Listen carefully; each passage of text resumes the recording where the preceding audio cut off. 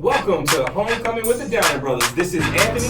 And this is Anton. And we have a new episode for you. We have Trez, Pugh, owner of Sip and Savor Coffee Houses in Chicago. So that's my best favorite coffee house. So we'd like to welcome Trez. How you doing, Trez? Everything is love, brother. Brothers. So we gone back a while. I remember when I first came out of college in 2004, had my little jazz band, and he had a coffee house, and it wasn't named Sip and Savor. It was called the Bronzeville Coffee House at the time, and he gave us the privilege of having some Thursday nights to come in and play our music for his customers, and I really appreciated that start. That was my little entrepreneurial start, you know. Right. Mm-hmm. So I really appreciate that. But you have expanded since then, haven't you? I'm done okay. Done okay. So you know what? Let's delve into the past. I need you to tell us a story. And what we want to know is, tell us about your childhood, your upbringing, and what did you learn about business and real estate, if anything? Because sometimes you didn't learn anything. But tell us your story. What did you learn growing up about business and real estate? Yeah. Well, I'll give you the Cliff Notes version because this is a short show. Yeah. But I grew up on the near north side Okay. in Old Town. Went to public schools. I went to a school called Franklin Fine Arts. Went to high school at a high school called Waller, which changed to Lincoln Park. Really? I didn't know. Yeah, it used to be Waller. Okay. Some of you guys probably wasn't born yet. Nope. So not mad at that though. Yeah. And it ended up turning to the name of Lincoln Park. I left there and went to college for a year. It was called UICC, University of Illinois Chicago Circle. That was the name back in the early 80s. Right. Mm-hmm. We was on quarters at the time. Only did a few quarters and I ended up going into the Marine Corps. You know, I left, went to the Marine Corps, came back because school just wasn't working. I worked at the Social Security Administration for a while, left there, went to the post office. While I was there, I said, you know what, I want to finish my degree. So I enrolled in school full time while I was at the post office. So I finished my degree in statistics, got married. Been married 37 years to Lisa Pugh, got 2 kids, a son. That's how old we are. Yeah. That's literally how old we are. Man, Congratulations. Thanks. For real, no, that's work. I got a son, Tariq, that's an electrician, and my daughter's in IT. And I got into coffee houses and investing in real estate. And just looking at people that I grew up around, seeing what they were doing on the real estate game made me want to get into it. Okay, great. I mean, you grew up on the near north side of Chicago. So when you were in elementary school or high school, did you know any business owners, or did you see anybody? Did your parents own the home that you lived in? Yeah, my parents owned it. My dad owned the building we were in, a 3-flat, which we still own over there now. Okay. And he had a trucking company. And I noticed that he had a few employees that used to drive trucks for him and everything. Now, I never thought of owning a business, don't get me wrong. In my mind, he worked for somebody because people would call, he would go haul stuff, and he would call people up. But his work ethic is what stuck with me, you know. Right. Do what you say what you do, son. That was his biggest thing. You know, all you got is your word, son. You say something, stay to it. So that's what I tried to do. Right. So I really didn't get into the entrepreneur and all that stuff till later on. Yeah. I mean, I think the things that we see and the lessons that we learn from our parents or the elders in our community, I think that does, if we choose to, because you have to make a choice. If you pay attention, you make that choice. I mean, it will stick with you the rest of your life. I know it has for us. I mean, similar to your father, our father used to always say, do it right and do it right the first time. Yeah, that's good stuff. That was definitely one of his biggest quotes. Right, and I think that has stuck with us because I remember back when we were kids, like if I was trying to hurry up and like sweep and mop up the kitchen floor or the basement floor or whatever it was, and I was just rushing, I just wanted to wipe it down and just leave. Just to say we did it. Just to say I did it, and then he comes back behind us while I'm outside having fun playing basketball, call me back in the house and say, no, you need to mop this correctly. Now I lost time and fun. And so those type of experiences, when I got older, I was like, I don't want to lose time and as adults, time and money by not doing it right the first time. Yeah, makes sense, bro. Makes sense. So, so tell us,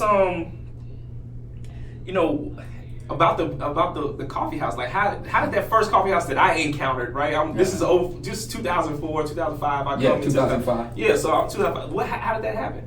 Well, that's how I really got introduced to the real estate game, part 2. I'd already owned property around the corner, 4322 South St. Lawrence, that my dad had sold to me. Okay. He had it since like the 40s. You know, my parents were much older. I was baby. I always tell everybody. So my dad, who's deceased now, God bless him, so he was like 44 and my mom was like 41 when they had me. Did he grow up in Bronzeville? No. He grew up on the near north side. We always was on the near north side. So I was born on the near north side. Why did he buy that property? Because he wanted to buy real estate, and it happened to be something he liked, so he bought it. Okay. And it was on the south side. So how much did he sell it to you for? $40,000, and he threw in a Mustang. And a Mustang. And he threw in a Mustang. So you got a car and a property. It sounds like a good deal, man. So it was a fixer-upper. Yeah. Long story short, it was my first time dealing with contractors and everything. So I didn't know no contractors at the time. Sears had all your electricians, your plumbers, and your drywall guys. So they kind of took me to the bank on what it took to fix it up. But right after I fixed that up, I started realizing this is pretty good. You can make a little money. The property where my coffee house is now, right. I seen it all boarded up and messed up. I said, man, I would like to. I didn't think about coffee. I just think about it's a big building. It was a gray stone. I could fix it up or whatever. Right. So I started looking at it, and of course, it was in foreclosure, and I said, well, I may be able to get it for a real good price. Started doing my due diligence, right. and I was able to come up on it and get money to fix it up. What year was that? That was 99. 1999, okay. 99. You said it was a foreclosure. And it was boarded up. So now there was residential on the top, so you had a couple of, like two Two four-bedroom apartments, and then a commercial space on the first floor and a full basement. Right. And you know what? Because you mentioned this foreclosure, I want to at least let our listeners understand what a foreclosure is. So we're going to cut straight to the real estate definition of the day. Whose definition of the day is it? It is Anton's definition of the day. All right, let's go. And it's foreclosure, since you brought it up. Yeah, I brought it up. And so a foreclosure, it's an unfortunate reality that many borrowers, especially during and following the recent housing crisis at the turn of the decade, defaulted on their loans. So to pay off all, most, or at least some of the remainder of their mortgages, these borrowers' properties are placed in foreclosure. If you have a buyer interested in saving a little money, going into foreclosure avenue could be ideal, given banks often want to get as much for these residences as they can. So that is a foreclosure. Right, and we love foreclosures because that's getting properties below market value, and then you come in and do the renovations. So tell us more about your foreclosure. I mean, not your foreclosure, but the one you bought. The foreclosure you bought, correct. Right. You bought. Knock on wood. Yeah. So the quick and dirty of it was, I seen that it was boarded up. I found out it was in foreclosure, so I knew for a fact it was going to go for, as you mentioned, less than market value. So what I did is had one of my young ladies that do real estate, she was a real estate broker or agent, one or the other, to give me comps, which is comparables in the area. Right. What would something like this go for fixed up? 2 full bedrooms, a commercial spot, which they call mixed use. Right. At the time, it was going for like 600-something thousand fixed up. Woo, in 99. 99. After rehab value. That's if everything on point. Right. Yeah. Of course, this needed some work. So I found out that the owner that had it, I found out who he was, without giving him his name, was selling it for 140. Okay. So I jumped on it right away, got with my attorney, said, let's see, can we get this? We did all the paperwork. Here's the lick. We go to the closing, get ready to close on it. It goes to the sheriff's cell. While we at the closing, person come back, said, we can't close on this. This property just been, bought at the sheriff's cell. I said, well, who bought it? Right. Roman Realty. I knew these dudes. How? How'd you know them? I had tried to buy some property from them before. They one-stop shopping. You could buy the property, they fix it up, and they'll sell it for you. Right. But I wasn't ready. But I got to know them because they found out about my piece in Bronzeville, Right. 43rd. Right. So I knew them. I get on the phone, call the guy. I said, hey, man, y'all just got some property. Trez, give me the address. He went down the list. I said, it's 528 East 43rd Street, mixed use. He said, yeah, we just picked that up, man. We got it for little or nothing. I said, man, I'm at the closing trying to purchase that piece. What can I do? Right. He said, Trez, throw me $5,000. You can have it. Whoa! So at the closing, a lot of people don't know this, at the closing, I talked to my attorney. He said, yeah, they're going to release it. And he trusted me enough that after I did what I do, I was going to pay him. So he took it off the list and everything. On your word. I ended up buying it, and I bought it with hard lenders. Right. Yeah. Because the place was in such bad array, no bank would give me a loan for it. And a hard lender is somebody's going to pay, much more of an interest rate, but they're giving you money to not only purchase it, but to fix it up also. Right. Yes. So here's the lick with that. I purchased it for $140. I got an estimate from my workers to see how much it's gonna cost to fix it up. They said about $125. So I'm out of $265, right? Right. 600 something thousand, $265. Everything in between that is equity. Equity. You got 40,000 in equity. Yeah. So what I did, and a little 5,000 was nothing. yeah, I throw on this 5 and I fixed it up and everything and had all that equity. And I call it a triple kiss. I put the tenants in there. Right. You know, my mortgage on it after I refied it was like $1,200 something. Okay. Well, I had 2 full bedrooms and a commercial. Commercial was giving me 2 G's a month. Both of the other 2 was $1,200. You know, that's 24. That's 44. Right. Mortgage 12. Yeah. I'm putting 3 in my side. That's the first kiss. Second 3,000 in cash flow. 3,000 in cash flow. Right. Second piece is they paying down my equity. I mean my principal. Right. That's the second kiss. Third kiss, I get to write off everything that they, the mortgage interest. Right. And then there's a quadruple kiss. Whenever I needed a loan, I go in there, snatch out some equity. Right. My mortgage go up to say $2,200. I'm making $44. Now I got a free loan Right. that my tenants are paying for. I go buy some more property. Hey, That's I it. like kisses, man. I like kisses. 4 kisses right there. Did you guys hear that? Hey, you know what? Press rewind if you didn't get all that. Because right here, you just got the numbers, you got the lesson, you got all the benefits. You got everything right there. He just dropped multiple gems. So please listen to what Trez Pugh just said to you. We like to call that free game. That's Right. free game. Right. Appreciate you, brothers, man. Man, so you know what? At this point, we're gonna go to our pop culture moment. So basically, in our pop culture moment, we just grab something from the headlines and we inform people of what's going on out here, and then we just talk about it. Okay. So we're gonna go to North Charleston, in North Charleston, South Carolina. Fresh Future Farm has raised enough money to buy the land, and the headline says, "Now what?" So. Jermaine Jenkins helps Lorenzo Shepard, who is blind, fulfill his shopping list in the grocery store at Fresh Future Farm in North Charleston. This is back on Wednesday, May 29, 2019. The farm recently raised enough money to buy the $45,000 property that has been leasing from the city of North Charleston since 2014. So basically for about 4.5 years. So the question is, what should they do at this point? Should they go ahead now that they have the $45,000 buy it? What's the benefit of buying it? You know, I mean, where do they go from here? And you're somebody who's kind of done this, so what do you think about this situation? Yeah, without knowing the whole idiosyncrasies, all of it, it's always better to own. It's always, if you can afford it, own it, because you get, like I said, a tax write-off. We already went over the 4 kisses. Right. So if you like to be kissed, you can get them 4 kisses. Right. And you can use it as an asset. You know, usually property always appreciate, with the exception of a few downturns in the market where we've had stuff. Over the long term, you know, property is going to appreciate. Right. My situation is almost like that we was talking about earlier. It's like I bought a property, and now I got my business in my property. Right. So I'm using my property to deal with, you know, my coffee house business, to rent my venue out, to allow artists to come in there and put their wares on the wall, to let musicians come in there and perform, or comedians. So if they're growing, you said growing their own stuff, or Right, it's a providing, farm. right? Yeah. A farm. Yeah. And it's theirs, they ain't paying nobody, no middleman, some rent or something. You know, they may be paying a mortgage, but they can write that off in interest. With rent, you can't. That's good stuff. Right, because I mean, definitely, it's been our experience that, well, one, ownership is key. Like, if you have an opportunity to own and you have a business that is generating revenue that can cover that mortgage, it's gonna pay down that mortgage, so that's gonna build equity over time. And on top of that, you just said it, they could have probably multiple uses.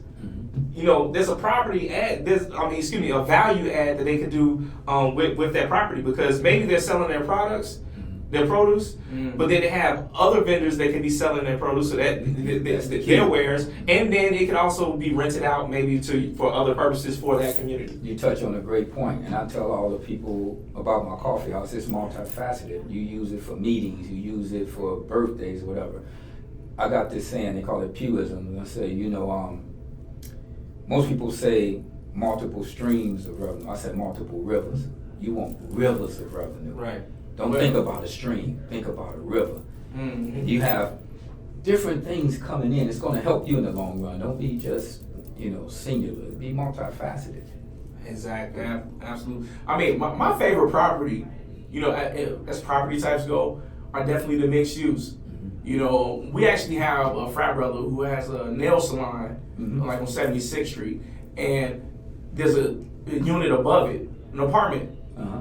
Section 8, it pays the whole mortgage. So now they're not even worried about whether or not the nail salon makes a certain amount of money. Whatever money they're making at the nail salon is straight cash flow. That's all gravy, we call it. Right, right. That's all So, great. so look for those multi-units out there, wherever you are listening. And I know we have different countries that are listening to us. So if there's an opportunity, even where you are in your country, look for those multi-use properties so that you can benefit from both the rent from the residents and from the cash flow that comes from your business or the business that you're renting to. So I have a cool question for you. Okay. You started out with one coffee house, right? Right. But that actually could. You know what? man, let me just say it. Go ahead. You can tell y'all twins. But the y'all last, think alike. I know, right? Yeah. But you started out with one, but it feels like you escalated very quickly. How many do you have now? 3. Yes, 3. So you know what? I want to use this for the segment then, because this kind of sets it up. So we have a segment here called our Dream Plan Execute Moment. So what we want you to do, using what he's just talking about now, Right. can you tell us your dream and your plan and your execution of going from one coffee house to 3? Like, how did you pull that off? Like, just give us the dream. What was your plan? How did you set your plan in motion, and then the actions that you took to make that happen? Still trying to figure it out. Well, one of the things I did was to try to make sure my brand was solid. I wasn't thinking about building a bunch of coffee houses and doing all. I wanted to make sure my first one, which was Brownsville Coffee House, and after I changed the name to Sip and Savor when I got rid of my partners, was that we had processes in place, we had procedures that was tight, the customer service was on point. Right. I got this thing called the 5 C's, and people get sick of me saying it, but it's crisp, clean, classy, consistent customer service. That's Crisp, the biggest clean, classy, consistent customer service. Yeah. I like that alliteration. Yeah. So I make sure all my managers, if you do all them 5 pieces, we're gonna be tight. We're gonna be tight. Then I came up with the tagline where coffee and community meet, which is 5 things too, where coffee and community meet. 5, crisp, clean, classy, consistent. Perfect 10. So that's what I was working on. And by doing that, you never know who's coming in your spot. Right. It's always developers coming in, people Yeah. got big, hey man, we need your coffee house and such and such. Right. So I entertain all the different things. I'm thinking, okay, I'm not gonna never pay this kind of money again to build out a spot. I'm gonna see how bad they want me up in here. Right. I tell you what, and what you do, you ask for the moon, and if you fall on the star, cool. Hey, well, I need you to pay the rent, do the build out, I need equipment, this, that, and the other, Right. and I'll give you a 10-year lease that escalates. You know, you do something crazy to them, knowing that they won't agree with it. They give it to their attorneys. Attorneys come back and say, well, we can do 1 year rent, and we can do some of your equipment and all that. Deal. Because see, the whole thing is, you building out their property. You enhancing their situation. You setting up an amenity for them, especially if it's a high rise. Right. Ain't nothing like having your own coffee house in a high rise. Right. Or if you are alderman in your own ward, where you can go and have meetings. Right. It's this old adage that once you see a coffee house go, mostly they're talking about Starbucks, Right. the community changing. That's what everybody It thinks. does You know, feel that way. Yeah. It does feel that way. I mean, I remember how excited people were when they found out that you were going to have a Sip and Savor at the Rosenwald. Like, Right. you may not, well, you probably did know, but I'm talking about from the outside looking in. I'm the outside looking in. People were excited about Sip and Savor being there at the Rosenwald. So my main thing The was Rosenwald is on 47th in Michigan, by the way. Right here on Right. the south side of Chicago. the first one is at 528 East 43rd. That's the original. I call that the flagship station. That's the flagship. I own that one and also rent out the disabled vets and recovering addicts on top. Okay. So the next one was in Hyde Park, which is the Del Prado building, 5301 South Hyde Park Boulevard. The next one is, of course, the one we just talked about, the Rosenwald. So, you know, how I did it was I was patient, you know, I was very daring by being aggressive and telling people this is what I need, this is what I want. But still doing that, it wasn't to try to make a dollar. It's to make a difference, because this is a long haul, bro. Yeah. This is a marathon. You don't go in this business, you make money right away. You got to build up your customer base. You got to do the marketing. You got to hire. You got cash flow without going too far into it. So people are like, oh, he rolling. He got so much money and all that. No, what I'm doing is trying to change communities and change the narrative of Southside. That's right. That's what I'm trying to do. Right. And, you know, we should have nice stuff too, classy, elegant. You come in there, and be able to enjoy yourself. I mean, that is actually what you are doing, though. Yeah, right. It's a passed fact. trying. It's a fact, and I mean, Yeah. and really, I spent my adulthood. I was 22 years old when I came back from college, watching your business grow. And really, I mean, you're like one of my, entrepreneurial heroes. I'm gonna be honest. Like, I'm serious. Because you think of neighborhood heroes, you on that list, right? man. Right. Hey, and I always say, hey, do you guys know who Trez is? I appreciate that. Hey, and y'all my heroes, man. Y'all younger than my sons, man, and killing the game. So this was an honor when you guys asked me to come. I said, I had to make it. So I appreciate that. Man, thank you.